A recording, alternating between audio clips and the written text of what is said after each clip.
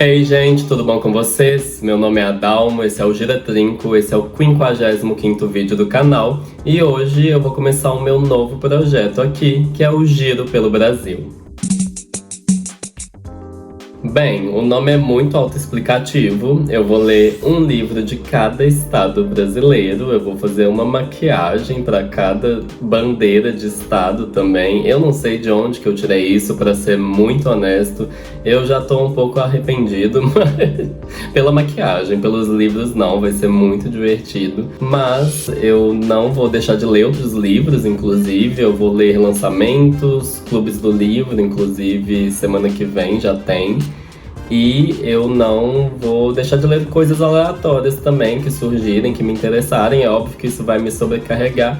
Mas enfim, toda quinta-feira, então, Giro pelo Brasil, e toda terça-feira, quando tiver algum vídeo extra. Então vamos para o primeiro estado brasileiro, a Bahia.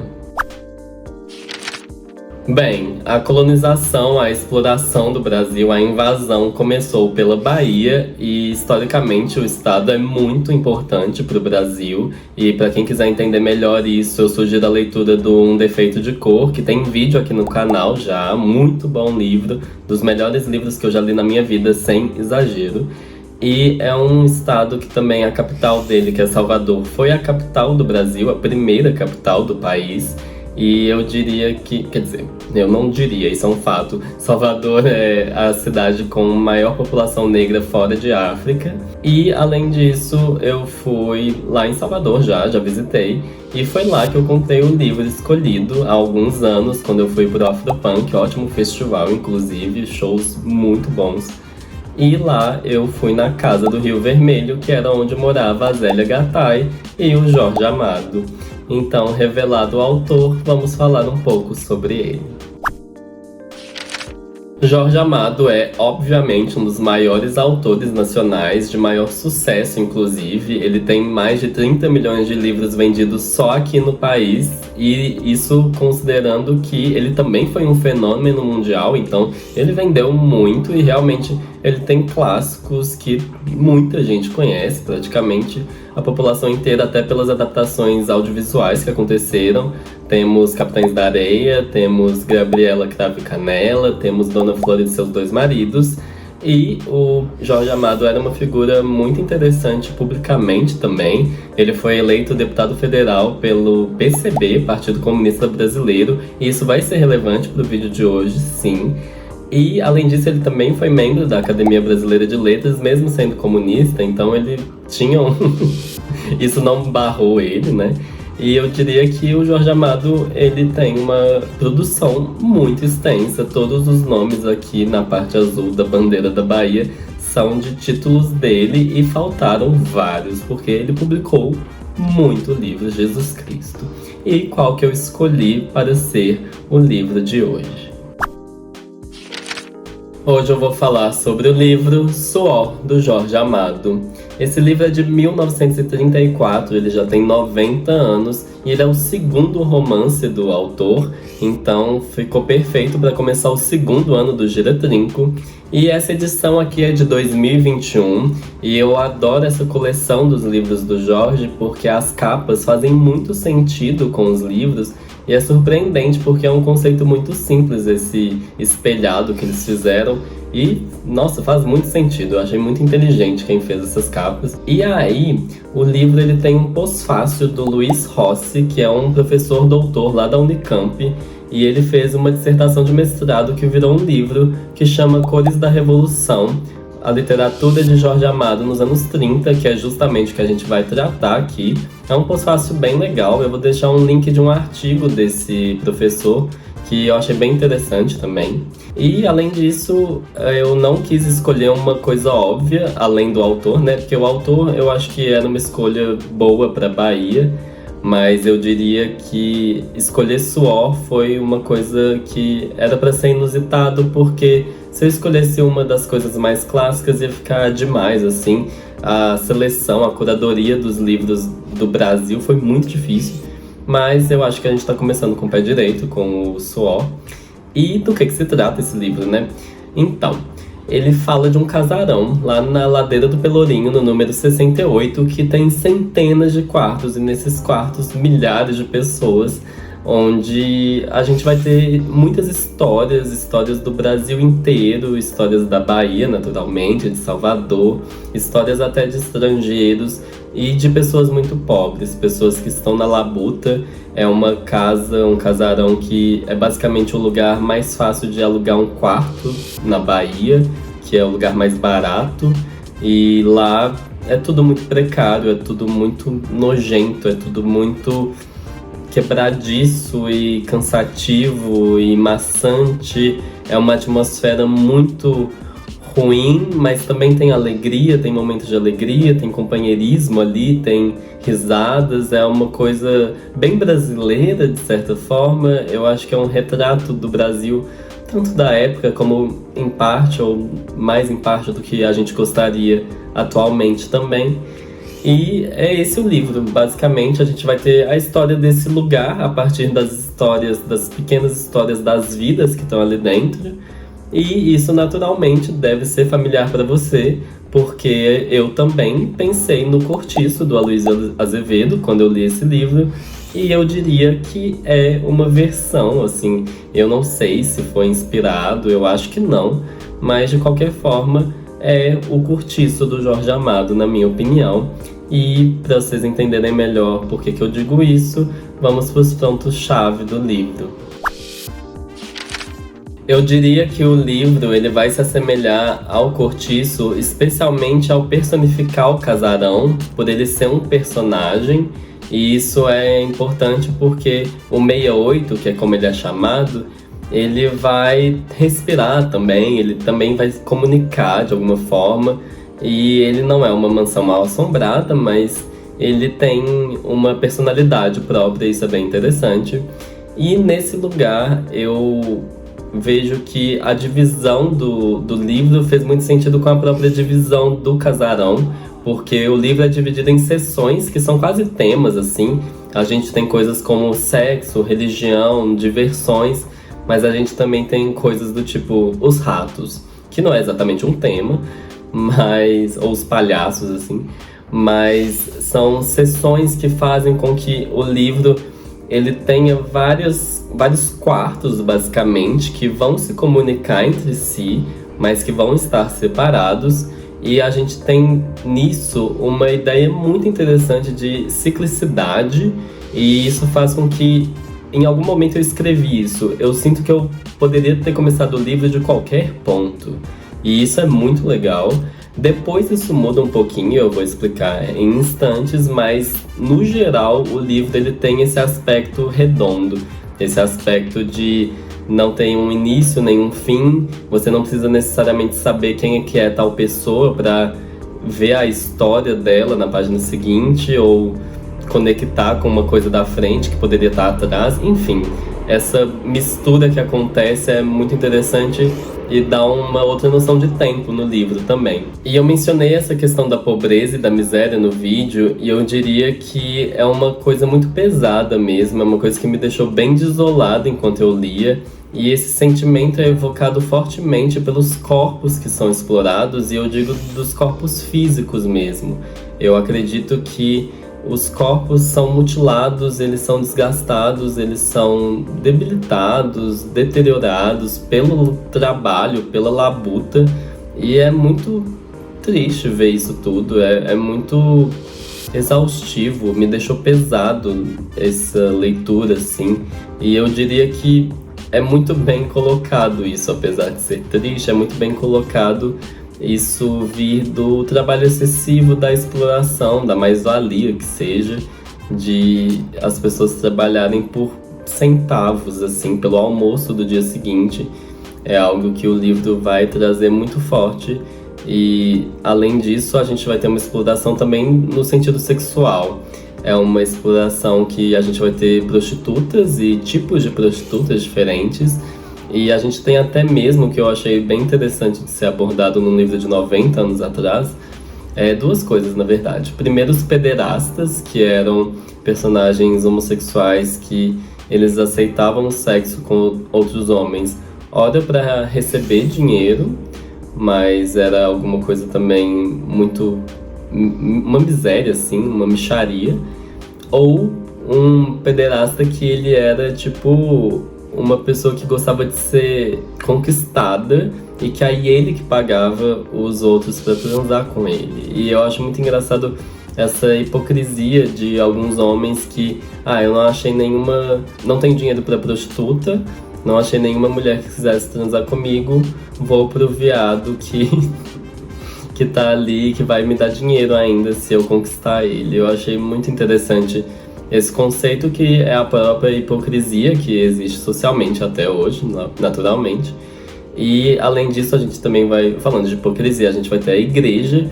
O Jorge Amado, ele não poupa palavras para falar sobre a corrupção na igreja, uma corrupção que também é exploradora, porque ela vai tirar dinheiro de quem mal tem, com uma promessa de fé que é muito vazia e que não é uma fé verdadeira. É um projeto de enriquecimento e pronto, o que é totalmente desonesto, né? Mas cadê a novidade? E todos esses fatores, para quem não pegou ainda, mas eu também acho que não era fácil de pegar, tudo isso culmina no suor do povo trabalhador. E no pós-fácil a gente vai ter a descrição desse livro como um romance proletário, que é a descrição perfeita, porque esse livro é comunista. Esse livro vai ter basicamente citações a Marx, citações ao Manifesto Comunista, assim, frases prontas, o que deixou ele um pouco clichê, na minha opinião. Tem coisas do tipo trabalhadores do mundo univos. E assim, 90 anos atrás, ok, devia ser uma coisa bem menos desgastada, mas mesmo assim fica aquele gostinho de tipo, ok, você tá falando uma coisa do tipo, acabei de aprender o que é mais-valia e agora eu quero falar sobre. Tem um pouquinho desse tom, mas ao mesmo tempo é uma escrita boa, ele é um livro bem escrito, mas esse aspecto da política, quando fica muito explícito, fica um pouco chatinho, para ser honesto. Considerando o tempo e a época, eu perdoo, mas precisava mencionar isso. E a última coisa que eu tenho para falar do livro é que, assim, a gente vai ter essas várias histórias, vão ser histórias, ora interessantes, ora mais ou menos, ora bem legais, tem umas muito legais, e tem coisa que não vai conectar com nada, tem coisa que vai se conectando. E chegou um ponto do livro que o Jorge, ele quis criar algum plot, alguma história central mais importante que conduzisse o livro até o final. O que eu acho que foi um problema, porque a gente tinha uma coisa cíclica e basicamente ele vai pegar uma tangente e vai sair um pouco dessa ciclicidade. Depois ele volta.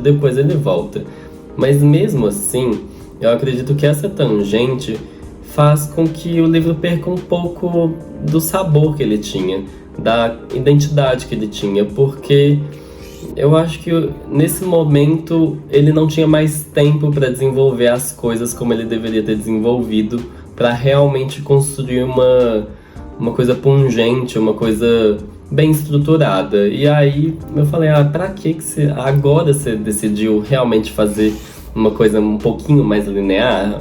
Não precisava, né, Jorge? Mas aconteceu. E se você me perguntar se eu gostei do livro, eu vou falar que ele foi descrito pelo próprio Jorge Amado. Os primeiros livros dele, no geral, ele disse que eram cadernos... Como é que é? Cadernos de aprendiz de romancista. E é muito isso. Eu sinto que esse livro aqui, ele é um ensaio do que outros... Tipo, eu vejo coisas do Capitães da Areia nascendo aqui para depois florescer lá. E eu acredito que esse é o problema, assim. Não o problema, né? Eu acho que é necessário passar pelas etapas de criação para você realmente fazer um projeto melhor, maior, mais bem pensado e melhor escrito também. Mas se você me perguntar se eu gostei, eu vou falar que isso é um exercício de romance. Eu acho que ele não pegou tantas oportunidades, ele tem casos interessantes e tal, mas no fim das contas eu gostei bem mais ou menos, assim. É uma coisa que tem suas fagulhas, seus pontos brilhantes, assim, mas não é aquela coisa, não é um livro memorável, é um livro que ele também pareceu um pouco outra versão do Cortiço, me deixa meio, o Cortiço é tão bom que ficar comparando me deixou triste.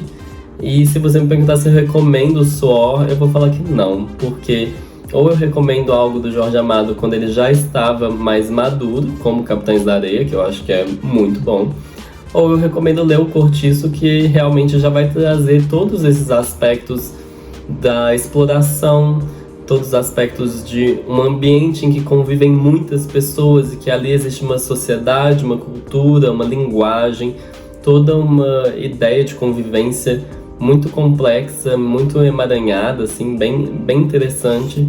Então eu acho que já existem outras coisas na literatura que esse livro traz e que fazem melhor. Então eu não recomendo. E para quem não quiser spoilers do livro, o vídeo acaba por aqui. Muito obrigado a quem ficou até aqui. Até semana que vem com o próximo livro do próximo estado. Mas para quem quiser continuar, vamos comigo que eu vou dar alguns spoilers para vocês.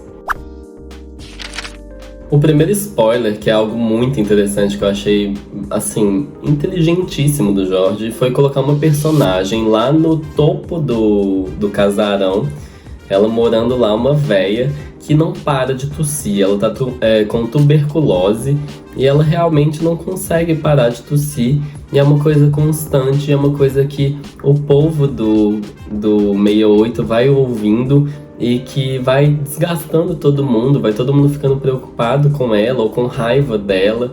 E é aquela coisa constante que é quase um relógio batendo assim. E que o leitor também vai ficando aflito com essa tosse contínua e que não para.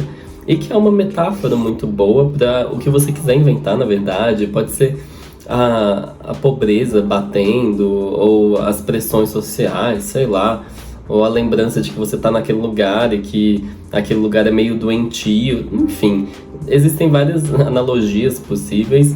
Mas essa coisa da tosse martelando, tanto quem mora ali, tanto quanto o leitor, é muito legal. Eu achei muito interessante, inteligente, muito divertido esse elemento literário que é uma pessoa tossindo constantemente.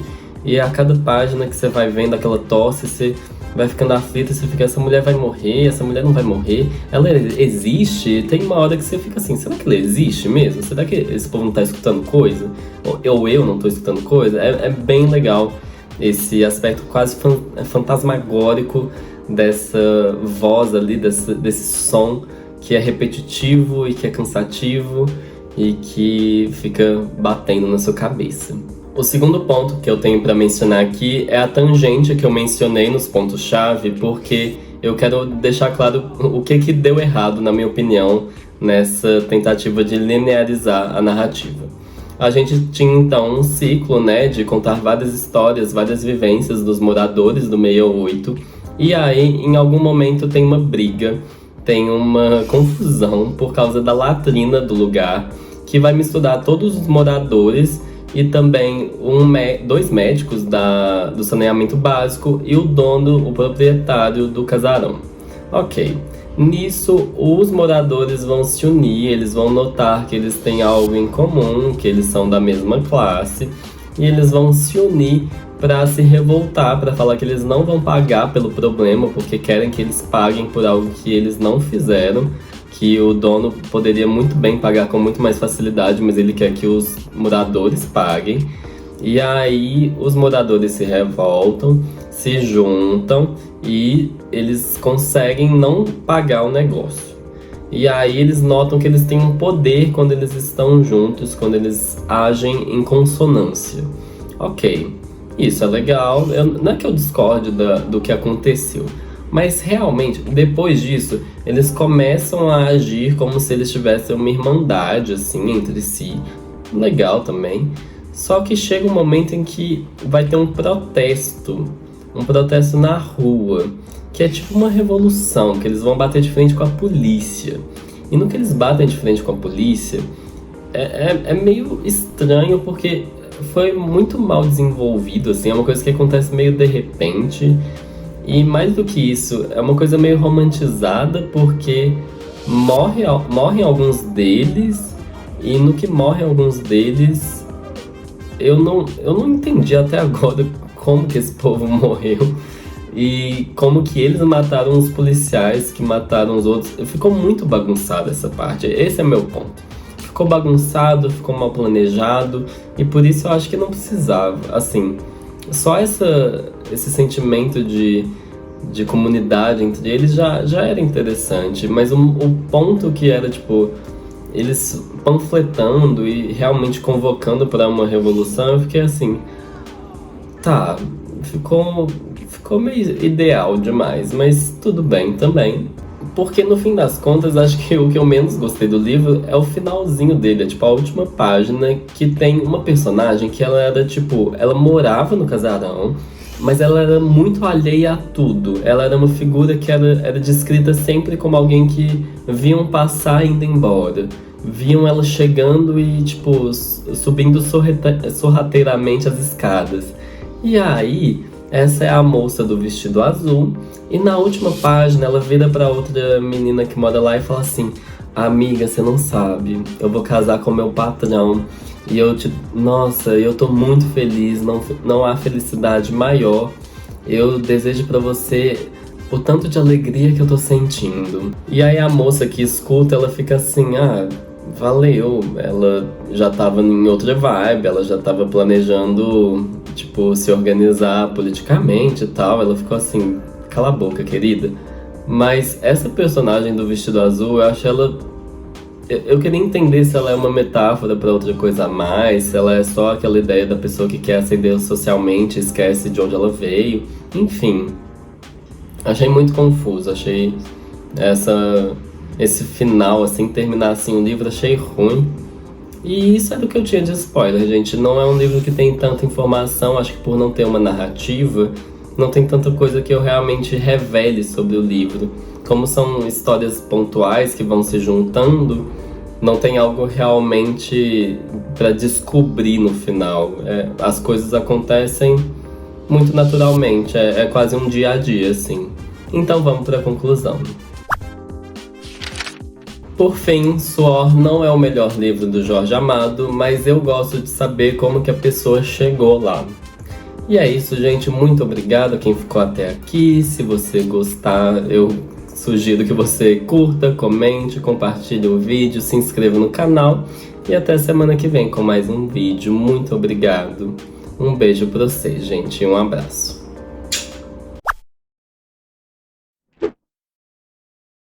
Ok, eu vou contar a saga que foi pendurar esse quadro aqui. Primeiro que eu fui comprar esse negócio e eu fui sozinho lá numa loja, num shopping ainda por cima. E aí eu carregando esse trem na mão. Primeiro pra ir no caixa já foi engraçado. Pra ir passeando no shopping com esse trem gigante, pra chegar no estacionamento, o trem mal coube no meu carro. Eu fiquei, puta que pariu. Enfim, comprei esse trem. E aí eu não sabia pra quem eu pedia pra furar a parede aqui de casa. Eu inventei que eu ia fazer isso sozinho e pedi uma furadeira pra uma amiga.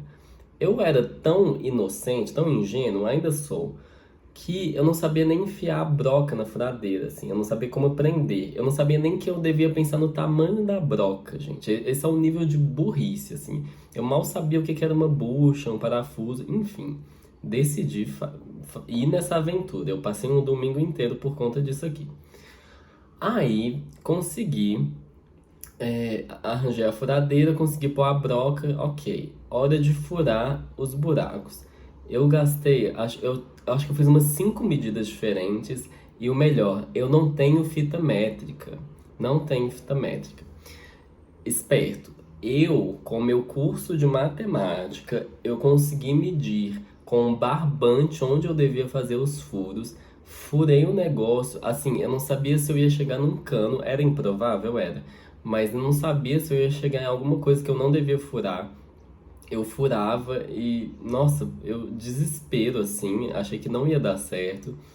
Deu certo, não sei como, os furos na hora de prender esse negócio, eu segurando com o braço, o joelho, enquanto eu rodava os trem, encaixou perfeitamente. Aí eu falei, agora vamos conferir se ficou torto.